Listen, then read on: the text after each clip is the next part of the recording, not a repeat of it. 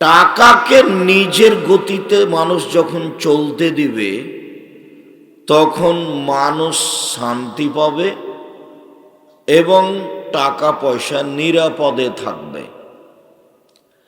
আর যখন মানুষ টাকাকে নিজের গতিতে চলতে দিবে না তখন মানুষ অশান্তি ভোগ করবে, টাকা পয়সা কমে যাবে, নিঃস্ব হয়ে যাবে, আর মানুষ বিপদে পড়বে।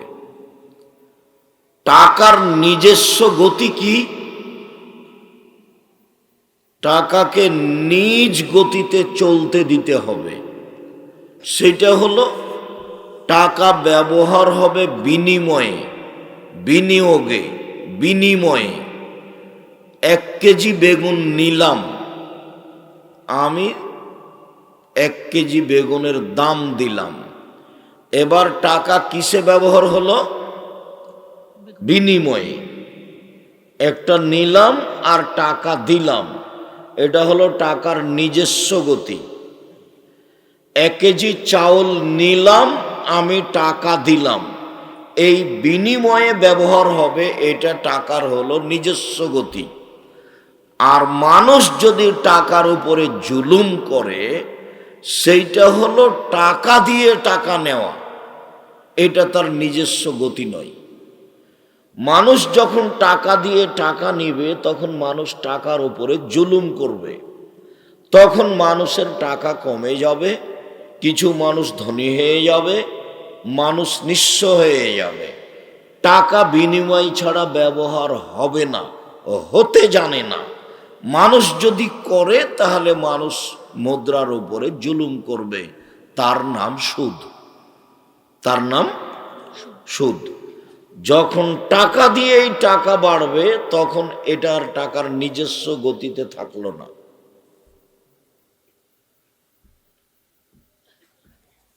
তো যখন টাকার উপরে মানুষ জুলুম করবে তখন মানুষ গরিব হয়ে যাবে, নিঃস্ব হয়ে যাবে। আল্লাহ তাআলা বলছেন ইয়ামহাকুল্লাহুর রিবা ওয়া ইউরবিস সাদাকাত। সুদ মানুষের টাকাকে কমিয়ে দেয় আর দান মানুষের টাকাকে বেশি করে দেয়, এটা আল্লাহ বলেন। সুদ খেলে মানুষের টাকা কমে যাবে আর দান করলে মানুষের টাকা বেশি হয়ে যাবে। তখন আল্লাহ দুইটা মুখামুখি বললেন, ব্যবসা আর সুদ। এবার দুটা মুখামুখি বলছেন, দান আর সুদ। আল্লাহর এই কথাটাকে আল্লাহর নবী বলছেন, শোনো পৃথিবীর মানুষ। আব্দুল্লাহ ইবনে মাসউদ রাদিয়াল্লাহু তাআলা আনহু বলেন যে আল্লাহর নবী বলেছেন ওয়াইনার রিবা আর রিবা ওয়াইন কাসরা। সুদ যদিও বাহ্যিকভাবে মনে হচ্ছে বেশি হচ্ছে, সুদ যদিও বাহ্যিকভাবে মনে হচ্ছে যে টাকা বেশি হচ্ছে, কিন্তু ফাইনা আকিবাতাহু তাসিরু ইলা কাল্লিন, তার ফলাফল হলো নিঃস্ব। তো আল্লাহ বলছেন যে সুদ খেলে টাকা কমে যাবে, আর আল্লাহর নবী বলছেন যে সুদ খেলে মানুষ নিঃস্ব হবে। এইবার আমি দুটার সমন্বয়ে বলছি, যারা সুদ খায় তারা একদিন ভিক্ষুক হবে, ভিক্ষুক হতেই হবে। হয় সে ভিক্ষা করবে, না হয় তার ছেলে ভিক্ষা করবে, না হয় তার নাতি ভিক্ষা করবে, এই টাকা থাকবে না, একদিন তাকে ভিক্ষুক হতেই হবে। আল্লাহ বলেন টাকা কমে যাবে, নবী বলেন ও নিঃস্ব হবে। যার কারণেই কিছু কিছু এলাকায় দেখা যায় যেসব মহিলারা কিস্তি তোলে তারা কয়দিন পরে বাড়িটা বিক্রি করে পালিয়ে গেছে। তো সুদের ফলাফলে এক দেশের কিছু মানুষের কাছে টাকা বেশি হয়ে যাবে আর কিছু মানুষ নিঃস্ব হয়ে যাবে। ঠিক এভাবেই সারা পৃথিবী জুড়ে কিছু দেশে টাকা বেশি হয়ে যাবে আর কিছু দেশ দেউলিয়া হয়ে যাবে। হতেই হবে। ও তো আমি আপনি বলিনি, আল্লাহ বলেছে। ও তো আমি আপনি বলিনি, আল্লাহর নবী বলেছে। এইবার আবারও মনে রাখার জন্য বলি, টাকার নিজস্ব গতি হলো তাকে বিনিয়োগে বিনিময়ে ব্যবহার হতে হবে। এটা হলো টাকার গতি। বুঝা গেল না? আর যদি বিনিয়োগ ছাড়াই টাকা দিয়ে টাকা নেয়, তাহলে এটা টাকার নিজস্ব গতি নয়, তখন এর উপরে জুলুম করা হবে, তখন মানুষ নিঃস্ব হয়ে যাবে। টাকার নিজস্ব গতি, ওকে বিনিয়োগ বিনিময়ে ব্যবহার করতে হবে, টাকা দিয়ে কিছু নিতে হবে। চাউল নি, ধান নি, গরু নি, ছাগল নি, জমিন জায়গা নি, যেটাই নি। আর টাকা দিয়ে টাকা নিলে তখন টাকার উপরে জুলুম করা হবে, এটা তার নিজস্ব গতি নয়। ফলাফলে যা হবে তা আল্লাহ বলেছেন, আল্লাহর নবী বলেছেন। এইবার যাই, সুদের পাপের ব্যাপারে আল্লাহ তাআলার নবী যেই ভাষা ব্যবহার করেছেন, এই ভাষা পাপের জগতে কোনো পাপের ব্যাপারে উল্লেখ করেননি। তো ভাষা বলার আগে আরো সুদের দুই একটা কথা বলি, যা আল্লাহ বলছেন। আল্লাহ তাআলা বলছেন, ইয়া আইয়ুহাল্লাযীনা আমানু লা তাকুলুর রিবা আযআফাম মুযাফ। হে বিশ্বাসীগণ, পুরুষ নারী, তোমরা যারা আল্লাহকে বিশ্বাস করো, তোমরা সুদ ডবল শতগুণ হারে খায়ও না, তোমরা সুদ খায়ও না। এটা আল্লাহ আদেশ করলেন। এটা হলো পুরুষ নারী সবাই।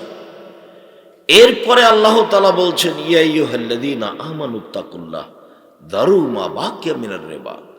শোনো, যারা তোমরা পরহেজগার মানুষ, আমি তো আগে আমভাবে বললাম, এবার আমি খাস করে পরহেজগার মানুষকে বলছি, শোনো, তোমরা সুদ ছেড়ে দাও। তাহলে একবার বললেন সুদ হারাম আর ব্যবসা হালাল, আর একবার বললেন সুদে টাকা কমে যায় আর দানে টাকা বেড়ে যায়, আর একবার বললেন পৃথিবীর মুসলিম পুরুষ নারী, তোমরা দ্বিগুণ শতগুণ হারে সুদ খায়ও না।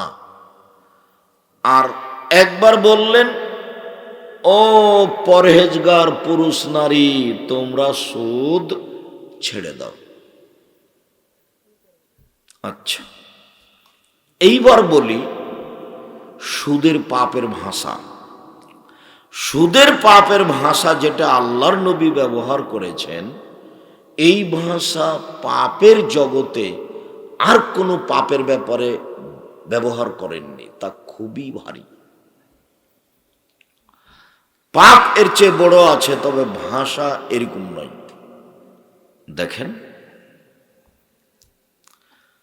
আব্দুল্লাহ ইবনে হানজালা গাসিলিল মালায়েকা, হানজালা রাদিয়াল্লাহু তাআলা আনহুর ছেলে আব্দুল্লাহ বলছেন, আল্লাহর নবী বলেছেন, মায়াকুলু দিরহামুর রিবা ওয়া ইয়ালাম আসাদ্দু মিন সিত্তাতি ওয়া সালাসিনা জিনিয়া। কেউ যদি জেনে শুনে 1 টাকা সুদ খায়, 36 বার জেনা করে যত পাপ হবে, 1 টাকা সুদ খেলে তার চেয়ে বেশি পাপ হবে। এর চেয়ে বড় পাপ আছে, কিন্তু ভাষা এরকম নয়। পাপের জগতে সবচেয়ে বড় পাপ হলো শিরক। শিরক করলে ও এত বড় পাপ করলো, এরকম কোনো ভাষা উল্লেখ হয়নি। পাপের জগতে দ্বিতীয় পাপ হলো বাপ মায়ের অবাধ্য চলা, তবে ভাষা এরকম নয়। পাপের জগতে তৃতীয় মহাপাপ হলো মিথ্যা সাক্ষী দেওয়া। সিরাজগঞ্জ জেলে কতগুলো মানুষ 20-30 বছর থেকে আছে, ও নিজেও জানে না আমি কেন জেলে। জজ জানে না ঘটনা কি, উকিলও জানে না ঘটনা কি, শুধুমাত্র যে সাজিয়েছে সেই জানে। ও জানে যে কাকে 1 নম্বর আসামি করলে আমার লক্ষ্য উদ্দেশ্যটা পূর্ণ হবে। সে অনুযায়ী ও মামলা সাজিয়েছে,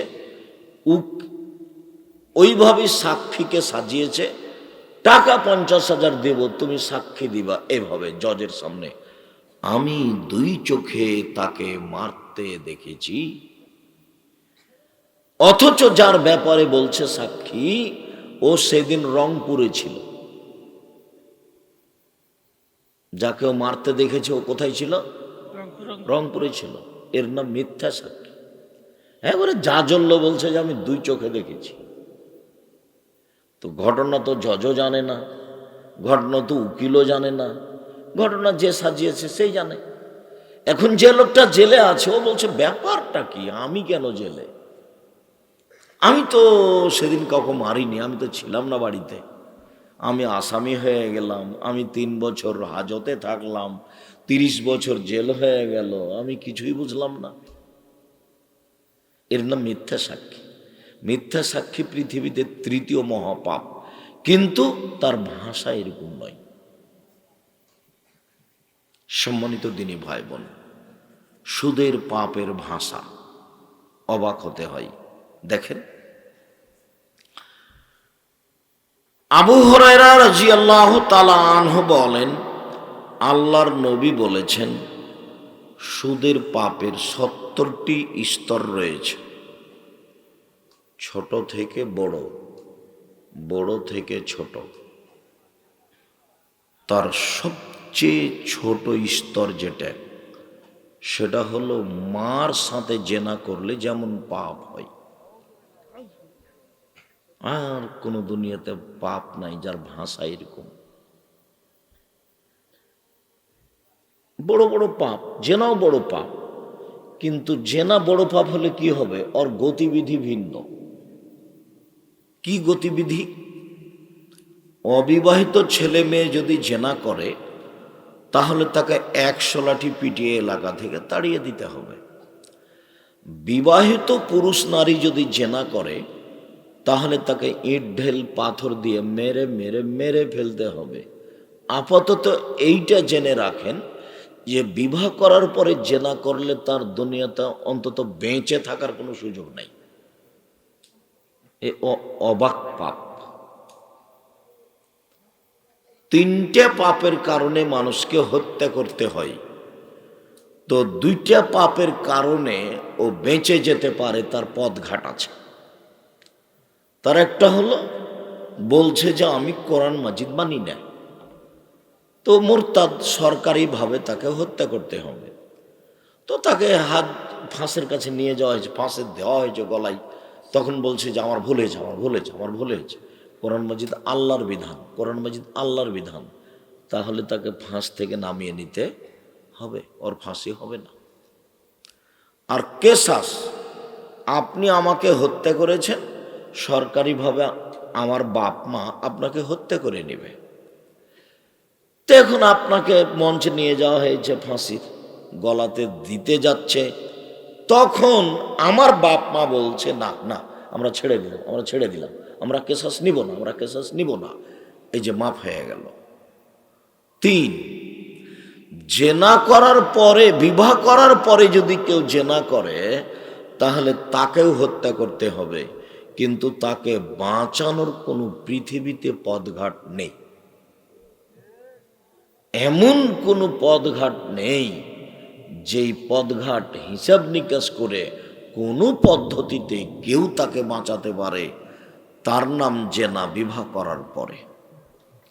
এদেশের লাখো ভাবিকে ইট ঢেল পাথর দিয়ে মেরে ফেলতে হবে যারা দেবরের সাথে জেনায় লিপ্ত হয়েছে। এদেশের লাখো দুলাভাইকে ইট ঢেল পাথর দিয়ে মেরে ফেলতে হবে যারা সেলিকার সাথে জেনায় লিপ্ত হয়েছে। এদেশের লাখো পুরুষকে সরকারিভাবে ইট ঢেল পাথর দিয়ে মেরে ফেলতে হবে যারা স্ত্রী থাকা সত্ত্বেও অন্য মহিলার সাথে জেনায় লিপ্ত হয়েছে।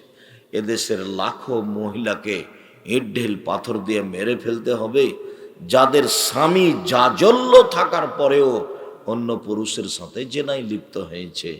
এর নাম জেনার শাস্তি। অবাক নয়, আল্লাহর নবী বলছেন, কেউ যদি জেনে শুনে 1 টাকা সুদ খায়, 36 বার জেনা করে যত পাপ হবে, 1 টাকা সুদ খেলে তার চেয়ে বেশি পাপ হবে। দেখেন ভাষা। আর একটা পাপের ভাষা এরকম নয়, তবে গতিবিধি করা খুব খুব শক্ত গতিবিধি, তবে ভাষা এরকম নয়। যেমন কেউ যদি মদ খায়, বিড়ি, তামাক, জর্দা, সিগারেট, গুল, নেশাদার দ্রব্য মদ খায়, তাহলে 40 দিন তার নামাজ কবুল হবে না। ওটা একটা পাপ। মানুষকে হত্যা করা মহাপাপ, কিন্তু 40 দিন থামবে না। আল্লাহ ভুলে হয়ে গেছে, মানুষকে মাফ করেছি, তুমি আমাকে মাফ করে, মানুষকে হত্যা করেছি, মাফ করে দাও। আল্লাহ বলবেন আচ্ছা ঠিক আছে, করলো। মদের আবার গতিবিধি ভিন্ন। আল্লাহ নবী বলছেন, কেউ যদি মদ খায় 40 দিন আল্লাহকে নিজের দিকে করতে পারবে না। 40 দিন আল্লাহকে নিজের দিকে করতে পারবে না। কিন্তু ভাষা এরকম নয়। আল্লাহ নবী বলছেন, কেউ যদি মদ খায় তাহলে এইটা হবে মূর্তি পূজার মতো পাপ। সরস্বতী, ভগবতী, কালী, দুর্গা এদের পূজা করলে যেমন পাপ হয়, মদ খেলে তেমন পাপ হয়। কিন্তু ভাষা এমন নয়। এইটারই ভাষা কঠিন, যে সুদের পাপের 70টা ভাগ আছে, ছোট থেকে বড়, বড় থেকে ছোট। তার সবচেয়ে ছোট ভাগ হলো মার সাথে জেনা করলে যেমন পাপ হয়। এরকম কথা অবশ্য আল্লাহর নবী আর একটা বিষয়ে বলেছেন, এই ভাষার মতোই আর একটা পাপের ব্যাপারে বলেছেন, সেটা দুঃখ আফসোস করে বলেছেন। সেটা তিনি বলেছেন যে আমার উম্মত ইহুদি খ্রিস্টানদের সাথে নিয়ম নীতিতে, পোশাক আশাকে, কোর্ট কাচারিতে, অফিস আদালতে, ছবি মূর্তিতে, চাল চলনে, কথাবার্তাতে, খাওয়া থাকাতে ওদের সাথে মিশে যাবে ডান হাতের বিঘত যেমন বাম হাতের সমান। এভাবে মিশে যাবে ইহুদি খ্রিস্টানদের সাথে। আবার বলছে, ডান পায়ের জুতা যেমন বাম পায়ের সমান, বাম পায়ের জুতা যেমন ডান পায়ের সমান, এইটা যেমন সমান সমান, কৃষ্টি কালচারের নিয়ম নীতিতে, নোংরামিতে, বেহায়াইতে আমার উম্মত মিশে যাবে ইহুদি খ্রিস্টানদের সাথে, তেমন জুতা যেমন একটা আর একটার সমান। বুঝাতে পারলাম না কথা মনে হয়। এবার তিনি নিচে নামতে লাগলেন, মানে রাস্তার নিচে নয়, ভাষার নিচে নামতে লাগলেন। ভাষার নিচে নামতে নামতে এমন ভাবে নামে বললেন যে ইহুদি খ্রিস্টান যদি মায়ের সাথে জেনা করে থাকে, তো আমার উম্মত মায়ের সাথেও জেনা করবে। নোংরা চাল চলনে তাদের সাথে এমন ভাবে মিশে যাবে।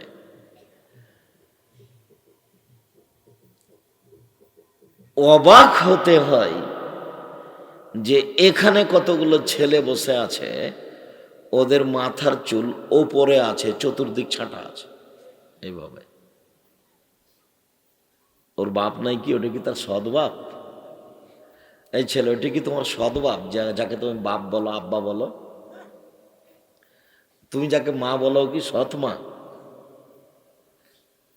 না ওটা তোমার খালা? এটা আমি বুঝলাম না।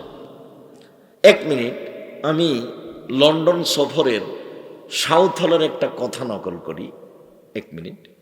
আমি জুমার খুতবা দিয়ে, আজকের বারে জুমার খুতবা দিয়ে 2 তালা থেকে নিচে নামছি। জুমার খুতবা 2 তালাতে। তো দৌড়াতে দৌড়াতে একটা লোক তার বাচ্চাকে টেনে নিয়ে এসে আমাকে বলছে যে একটু দোয়া করেন, আমার বাচ্চার জন্য দোয়া করেন। তো দেখছি তার মাথার চুলের, বাচ্চার এদিক দিয়ে 3টা দাগ দেওয়া আছে।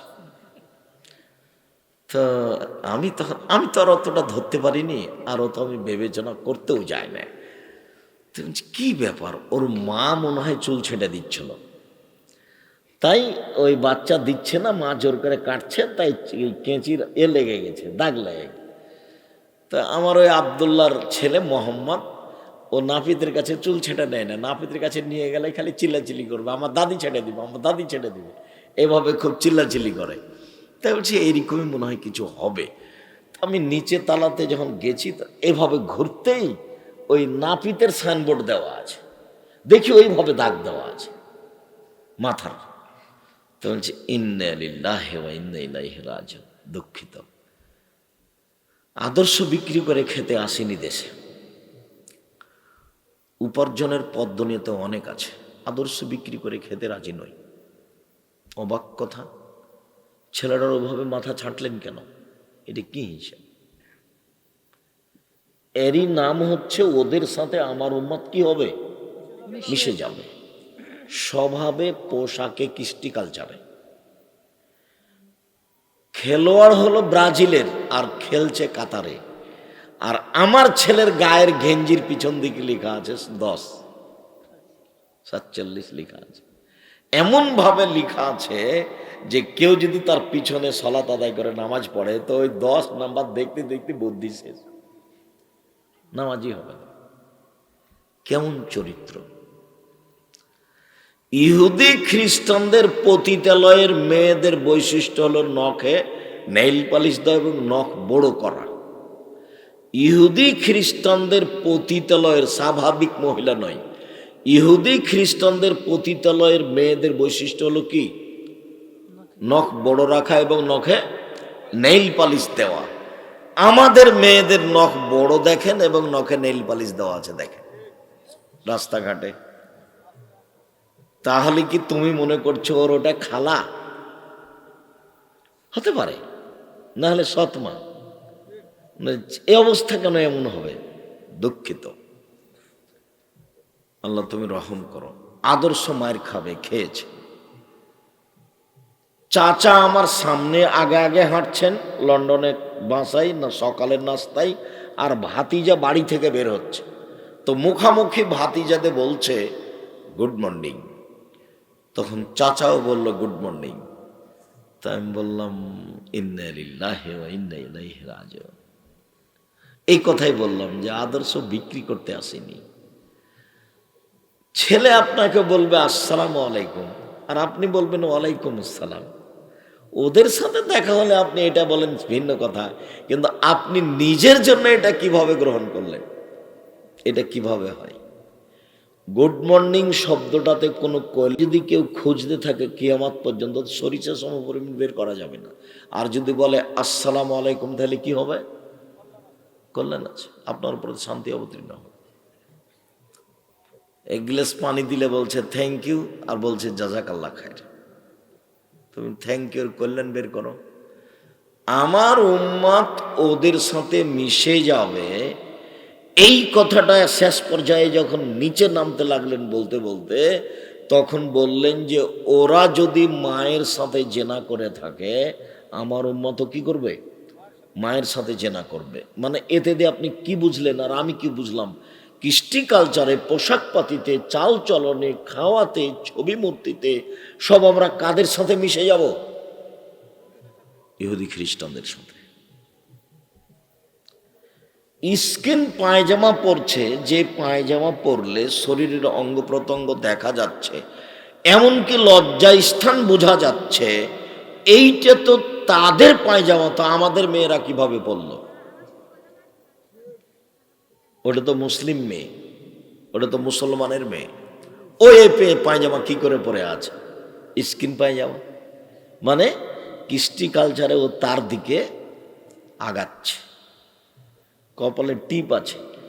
হিন্দু মেয়েকে বিবাহ করার 10টি পদ্ধতি আছে। কয়টা? 10টা। তার একটা পদ্ধতি হলো মেয়ের বাপ মেয়ের বিবাহ দিবে না, তখন ছেলে জোর করে যদি কপালে টিপ দিতে পারে তাহলে বিবাহ হয়ে গেছে। আমাদের মেয়েরা কপালে টিপ দিচ্ছে, হিন্দু মেয়েরা আমাদেরটা নিবে না। ওদের বিবাহ হলে সিঁথিতে কি দেয়? সিঁদুর দেয়। হাতে কি দেয়? শাখা। ওর নীতি থেকে ও সরেনি, ওর নীতি থেকে ও সরেনি। আমি আর আপনি সরে গেছি। দুঃখিত। বলছিলাম ভাষাগত ব্যাপারে রাসূল সাল্লাল্লাহু আলাইহি সাল্লাম সবচেয়ে কঠিন ও ভারী করে ভাষা ব্যবহার করেছেন সুদের। সুদ মহাপাপ। জাবের রাদিয়াল্লাহু তাআলা আনহু বলেন, লা'না রাসূলুল্লাহ সাল্লাল্লাহু আলাইহি সাল্লাম আকিলার রিবা ওয়া মুকিলাহু ওয়া কাতিবাহু ওয়া শাহিদাই। সুদ যে দেয় তার উপরে অভিশাপ, সুদ যে নেয় তার উপরে অভিশাপ, সুদের যে সাক্ষী থাকে তার উপরে অভিশাপ, সুদের কলম যে ধরে তাদের উপরে অভিশাপ। সবাই সমান। শেষের বাক্যে বললেন সবাই সমান। বাংলাদেশে এমন কোনো ব্যাংকিং ব্যবস্থা নেই যেটা সুদমুক্ত। বাংলাদেশে এমন কোনো ইন্স্যুরেন্স নেই যেটা সুদমুক্ত। সম্মানিত দিনী ভাই বোন, সুদের সাথে যত লোক জড়িত আছে সবাই সমান। আপনি লোন নিতে যান, একটা সাক্ষী লাগবে, তাছাড়া আপনি লোন উঠাতে পারবেন না, কারো সাক্ষী ওখানে দিতে হবে। কোন দুঃখে যে ব্যাংক থেকে টাকা উঠিয়ে ব্যবসা করতে যাচ্ছেন, লোন নিয়ে বাড়ি করতে যাচ্ছেন, 5 তলা বাড়ি করলে লোন উঠিয়ে বউ ছেলে মেয়ে খুশিতে বসবাস করছে, আপনার জানা যায় যে হবে না, ক্ষমা হওয়াটা পরে, জানা যায় বাতিল। আল্লাহ নবী বলছেন, এই শোনো, এই লাশের ঋণ আছে? জি আছে। ঠিক আছে, তোমরা জানাজা করো, আমি গেলাম। আল্লাহর নবী, আমি ওর ঋণ পরিশোধ করব। আচ্ছা ঠিক আছে, আমি জানাজা করে দিচ্ছি। তো আপনার 50 লক্ষ, 2 কোটি, 5 কোটি লোন নেওয়া আছে, কে পরিশোধ করতে যাবে? পাগল হয়ে গেছেন? বুদ্ধি বিক্রি করে খাচ্ছেন ইহুদি খ্রিস্টানদের মতো। ওরা বুদ্ধি আর বিদ্যা বিক্রি করে খায়, ওরা বিদ্যা আর বুদ্ধি বিক্রি করে খায়। বিদ্যার বুদ্ধি দিয়ে মানুষকে ঘায়েল করা যায়। তো ইঞ্জিনিয়ার হলো ইহুদি খ্রিস্টান পদ্মা সেতুর, আর যারা মাল মাথায় করে নিয়ে যাচ্ছে সিমেন্ট বালু মাটি, এরা হলো বাঙালি। বুদ্ধি ওদের, কর্মচারী এদের। ওটা আব্দুল্লাহর বক্তব্যে খুব স্পষ্ট হবে। বিষয়গুলি স্পষ্ট করতে হলে ওটা আব্দুল্লাহর বক্তব্য বুঝতে হবে, শুনতে হবে, তাহলে বোঝা যাবে নিজস্ব অবস্থান। বলছিলাম সম্মানিত দিনী ভাই বোন, যত সুদের লেনদেন আছে 24 ঘন্টার মধ্যে বন্ধ করতে হবে। যেসব মহিলারা কিস্তিতে টাকা উঠিয়েছে তার কিস্তি বন্ধ করতে হবে। আপনার স্ত্রী যদি কিস্তি বন্ধ না করে, তাকে তালাক দিতে হবে। ওই বউ রাখা যাবে না। ও হলো হস্তিনী বউ, ও হলো হস্তিনী বউ। আমি তালাক দিতে আদেশ করিনি, পরামর্শ দিচ্ছি। তবে কিস্তি বন্ধ করতেই হবে। ভিক্ষা করে খেতে রাজি আছি, এইভাবে পয়সা উপার্জন করে একদিন বাঁচতে রাজি নয়। শেষ ফলাফল মরা। শেষ ফলাফল যদি মরতেই হয়, তাহলে এইভাবে পয়সা উপার্জন করে বাঁচতে রাজি নই। আমি ভিক্ষা করতে বলিনি। ভিক্ষা করব কেন? বাপের জমিদারি দিয়ে জীবিকা নির্বাহ করব।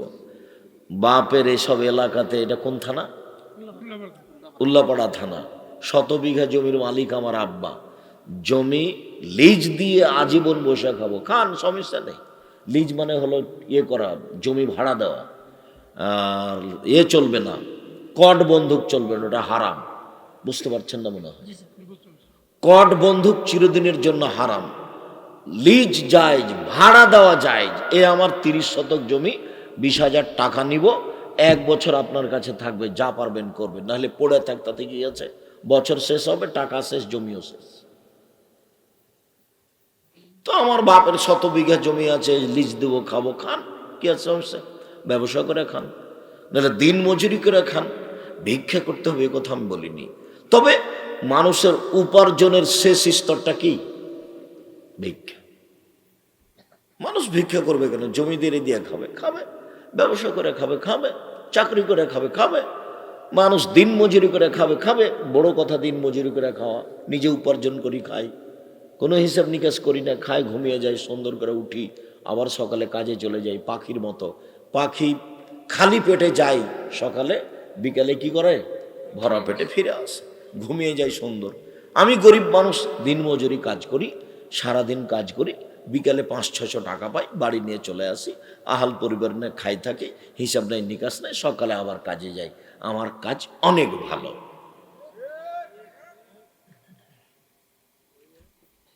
তো আমি দিন মজুরি করে খাই, আমার শেষ পথ হলো ভিক্ষা করা।